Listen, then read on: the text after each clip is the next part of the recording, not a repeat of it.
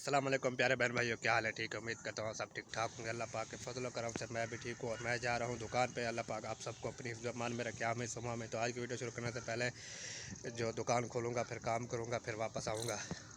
हालात जो है बहुत ख़राब हुए पड़े हैं, इसलिए मैंने कहा दुकान को खोलना पड़ेगा। और आप मेरे वीडियो को लाइक करें, शेयर करें, सब्सक्राइब करें, जो भी करें, जो मर्ज़ी है आपकी। मैं जा रहा हूँ दुकान पर।